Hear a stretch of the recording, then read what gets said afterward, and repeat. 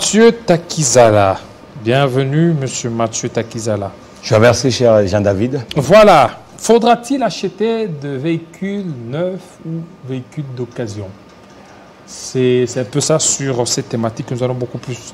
Vous savez, depuis que cette nation a commencé dans la partie congolaise, ça signifie que l'achat de véhicules, une petite partie, c'est fait avec l'accompagnement. Et la grande majeure partie, c'est fait sans accompagnement. Et aujourd'hui, dans l'écosystème mondial de l'achat de roulants, ça signifie que le modèle économique a évolué. Qu'est-ce qui se passe? Ça signifie que même dans des pays où l'accompagnement professionnel existe et l'accompagnement financier, ça signifie que le véhicule en sortant d'usine, parce qu'un véhicule neuf, ça s'achète avec des contraintes. Avec des contraintes et des conditionnalités. Ça ne veut pas dire que quand vous achetez un véhicule neuf, vous venez aujourd'hui, on vous donne. Ça veut dire qu'il faut attendre à peu près 6 mois, 4 mois qu'on vous donne. Mais le véhicule neuf, quand il sort dans l'usine qu'on donne à un client, la première année, il perd à peu près 3 000, 4 000 $ américains. Et il va perdre? Oui, mais parce que dans la valeur marchande du véhicule, il y a ce qu'on appelle l'arguse. L'arguse, ça veut dire que et vous avez acheté, et lorsque vous sortez avec, la première année, le véhicule va perdre la valeur marchande. Donc, la première année, le véhicule perd à peu près, ça dépend de série de véhicules. Donc, bon, allons-y, en termes beaucoup plus explicites. Vous avez acheté les véhicules à supposer à 4 000 $. Vous avez acheté, allons-y par exemple dans l'autre gamme. Ici, on voit que les gens aiment bien des véhicules à 70 000 $, à 100 000 $. Okay. Vous avez acheté un véhicule à 70 000 $, première année, boum, vous devez savoir que vous allez perdre 4 à 5 000 $. Pourquoi? Parce que la valeur marchande baisse. C'est ce qu'on appelle l'arguse. Il y aura un autre modèle qui va suivre. Et automatiquement, la valeur marchande va baisser. Donc, vous allez perdre, la première année, 5 000 $. Maintenant, le problème, c'est quoi? Le modèle économique a changé. L'autre fois, la propriété de véhicules, c'était il faut acheter. Maintenant, on a des modèles qu'on appelle leasing, qui soient des entreprises, qui soient de particuliers. Donc, on loue le véhicule, on n'achète pas le véhicule, mais on loue comme on loue une maison. Vous achetez de prestations. Et quand vous achetez et vous louez le véhicule, vous allez louer aussi les services qui vont avec le véhicule. Quels sont les services qui vont avec le véhicule? La réparation, l'entretien, l'assurance, ainsi de suite. Or, aujourd'hui, bon nombre de gens ou bon nombre d'entreprises dans le monde avancé ne sont plus propriétaires des véhicules. Ils louent leurs véhicules. Mais qu'est-ce qui se passe? Et la plupart des gens cautionnent ce qu'on appelle le véhicule d'occasion. Parce qu'il y a par exemple de banques, le loueur, les assureurs et l'amortissement de véhicules pour eux c'est 48 mois. Donc après 48 mois, ils doivent changer leur flotte. Et ces véhicules-là sont encore à l'état pour l'exploiter. Et surtout c'est le cas aussi de pays d'Afrique. Vous allez voir que bon nombre de Congolais achètent des véhicules d'occasion. Donc tout le monde n'achète pas de neuf. Mais le problème à la République démocratique du Congo c'est quoi? Le véhicule d'occasion que nous achetons sans accompagnement et financier et technique. Ça signifie que quand M. Kilo achète le véhicule, lui-même, il va commencer maintenant à chercher le mécanicien. Et on perd le temps, on perd de l'argent, parce que rien n'est budgétisé. Donc là, maintenant, il faut qu'on commence maintenant à aller chercher des voies et moyens pour que le ménage congolais puisse gagner, et y compris les entreprises. Mon homologue qui était, M. Enoch, qui était devant nous, vous allez voir ce qui se passe autour de la CENI. Aujourd'hui, en République démocratique du Congo, quand on regarde le budget annuel de la République démocratique du Congo, ça ne dépasse pas 20 milliards. Maintenant, vu les ressources que la République démocratique du Congo dégage, moi je pense qu'il faut qu'on passe ou en location ou en occasion, vu le coût des roulants. Mais si c'est l'occasion, nous chez Spécial Autogarage, nous proposons l'occasion avec accompagnement. C'est-à-dire le garantie de 24 mois. 24 mois. 24 mois, ça signifie... Vous achetez une voiture d'occasion. Chez Spécial Autogarage. Voilà. Donc, vous avez un accompagnement de 24 mois. Ça signifie que dans 24 mois, qu'est-ce qu'on appelle garantie? Entretien, pièces, MEDEF, maintenance, assistance. Mais c'est qui achète le véhicule d'occasion, ça peut être de 5 ans ou de 4 ans, qui peut vous permettre encore à rouler. Mais lorsque vous tombez en panne dans cette période de 24 mois, vous n'allez pas commencer encore à prendre la tête. Il suffit d'appeler celui que vous avez acheté, qui est Spécial Autogarage par exemple. Automatiquement, il récupère le véhicule, il répare, il vous le donne.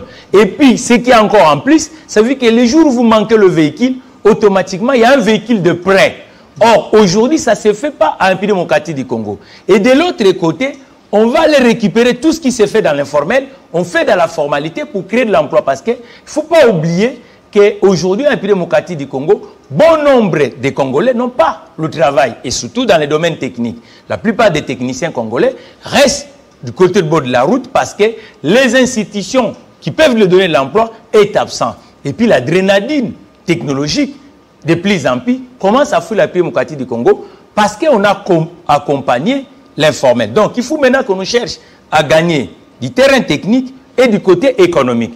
Parce que ça ne sert à rien, l'État qui dégage même pas 20 milliards de ressources annuelles, mais on commence à s'enzarder d'acheter Edinev, mais pendant ce temps, il y a d'autres poches de la République démocratique du Congo qui manquent de l'argent, par exemple le financement des entreprises, par exemple l'infrastructure, par exemple le logement, ainsi de suite. Donc, il faut qu'en République démocratique du Congo, tout Congolais puisse comprendre qu'aujourd'hui, nous devons gagner ensemble et que l'automobile, dans tout le pays même développé, qui ont des outils à côté, aujourd'hui, bon nombre de gens profitent d'acheter de l'occasion et l'occasion qui va le permettre à gagner parce que la première année, vous allez perdre de l'argent. Et maintenant, qui va mettre tous ces véhicules d'occasion et pour qui accompagnement? C'est vous? Vous avez... Aujourd'hui, nous, en tant que professionnels dans ce secteur, on a compris que le pays est en train de perdre. Nous avons de plus en plus de problèmes de la MEDEV, parce que MEDEV est resté dans la rue. Nous avons aussi le problème de l'épargne, parce que le pays s'est construit aussi avec l'épargne. Nous avons aussi le problème de pouvoir d'achat des consommateurs congolais. Alors, au lieu de laisser le consommateur congolais tout seul, d'aller chercher, quand il achète, il ne sait pas, quand ça tombe en panne, il faut avoir à tout prix de l'argent. C'est pour ça que nous nous disons non. Aujourd'hui, tout Congolais, à travers la République démocratique du Congo, spécial auto-garage, est là pour vous accompagner, y compris des institutions, en achetant un véhicule d'occasion avec l'accompagnement des garanties. Donc c'est vous qui vendez ces véhicules d'occasion? Oui, aujourd'hui. L'occasion, ça veut dire que le véhicule de seconde main, c'est un véhicule qui ne vient pas 0-0. Ça peut être un véhicule de 2 ans, ça peut être un véhicule de 4 ans, mais avec l'assistance technique et l'accompagnement technique d'une structure congolaise qu'on appelle spécial autogarage. Alors, et par rapport à ça, et pourquoi vous ne prenez pas aussi la prise en charge de ceux qui achètent des véhicules neufs? C'est-à-dire que ceux qui achètent des véhicules neufs, souvent il peut y avoir des pannes qui peuvent certainement surgir. Pourquoi aussi vous, en tant que garage automobile, c'est ça, vous ne parvenez pas aussi à les accompagner? Non, nous accompagnons tout le monde. Mais le problème est que le grand marché s'est fait autour de l'occasion. Vu que les véhicules d'occasion. Vu que l'accompagnement financier est absent, nos ménages aujourd'hui, 3/4 des gens achètent de l'occasion, mais de l'occasion sans accompagnement. C'est quand les gens partent à Dubaï, ils achètent leur véhicule, ils retournent à Kinshasa, automatiquement, il n'y a personne qui l'accompagne. Donc, vous avez des véhicules là chez vous?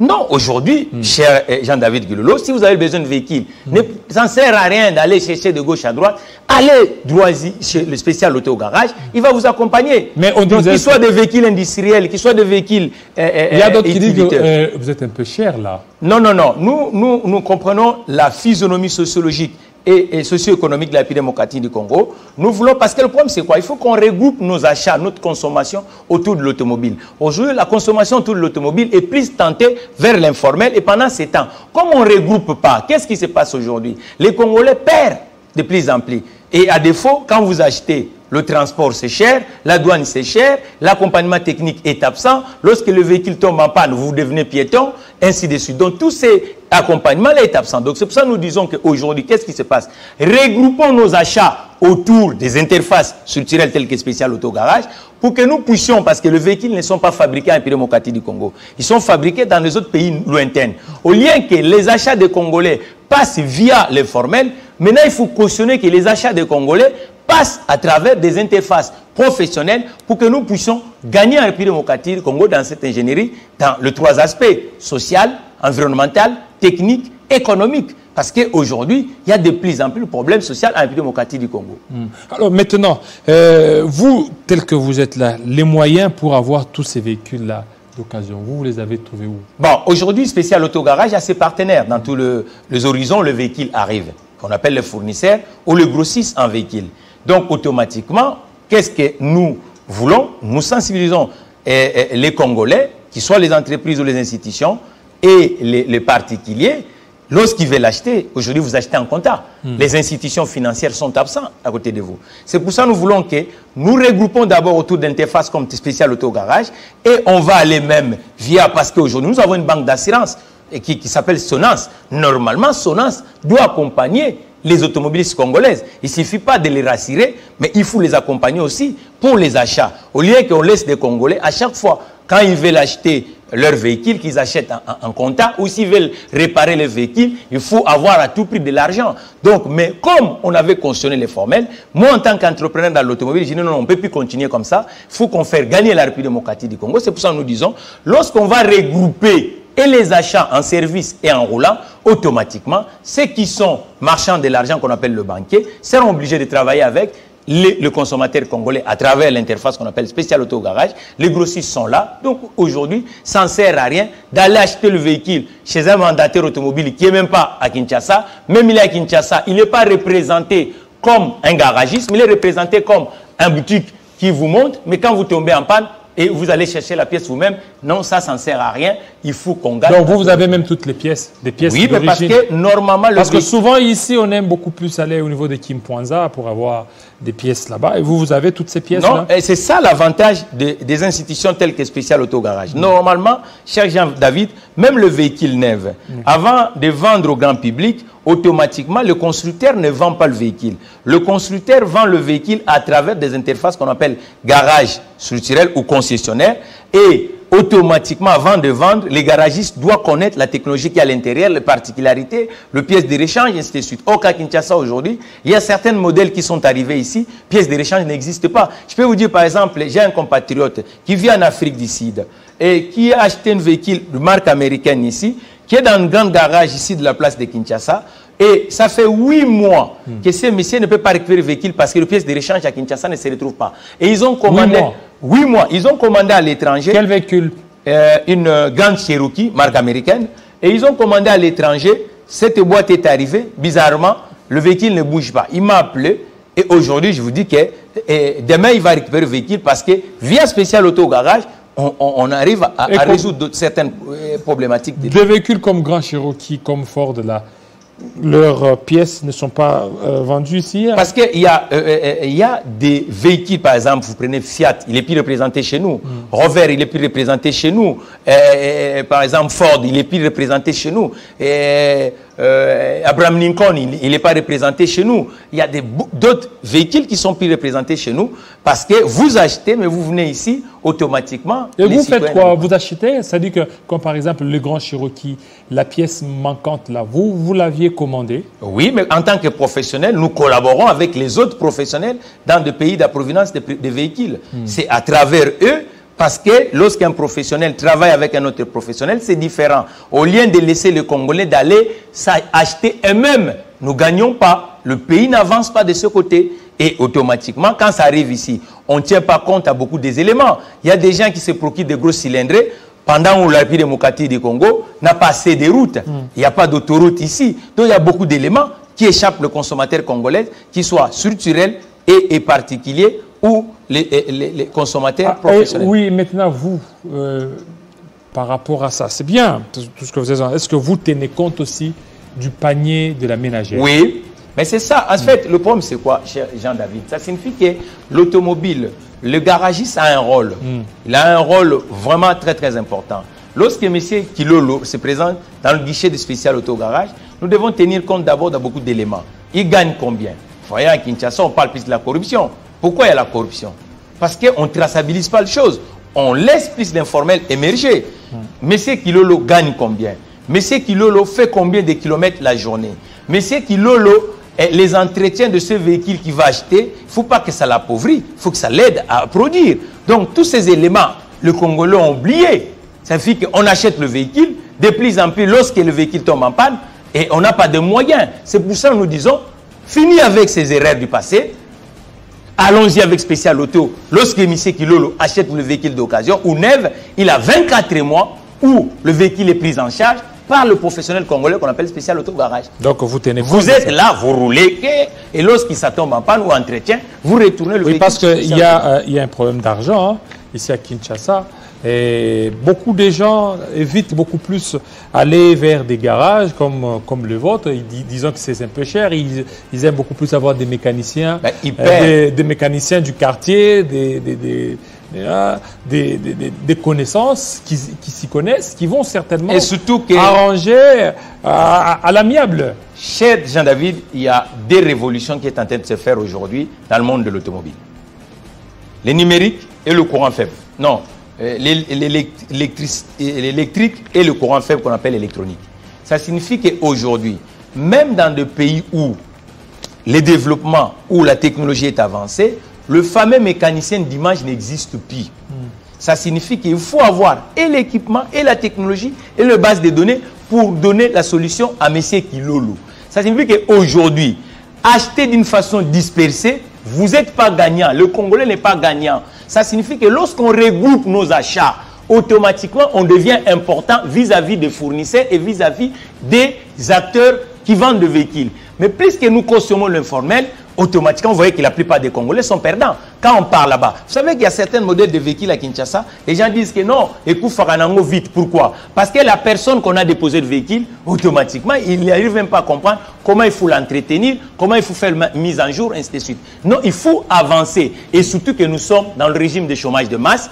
L'automobile, en 2007, cher Kilolo, lorsque la crise de Soprano est venue aux États-Unis, le président Obama, qui n'était pas ingénieur, mais qui était juriste, a compris qu'il faut abandonner la banque de Man Brothers, mais cautionner l'industrie de l'automobile, parce que c'est à travers l'industrie de l'automobile qu'on peut permettre la relance de l'économie américaine. Aujourd'hui, ce que nous donnons plus à l'épaisseur de l'informel ne nous permet pas d'être crédibles économiquement et puis démocratique du Congo. Je crois que le moment est venu. Tout Congolais qui veut consommer le service de l'automobile, il y a un acteur qu'on appelle Spécial Auto Garage qui vous garantit que fini M. Kilolo d'aller acheter le pièce lui-même tout seul, acheter avec Spécial Auto Garage, vous êtes à l'aise pendant 24 mois et en roulant seul avec Monsieur Mathieu Takizala. Merci fidèles téléspectateurs, vous avez été nombreux à nous suivre. Restez branchés sur Télé 50. À très bientôt.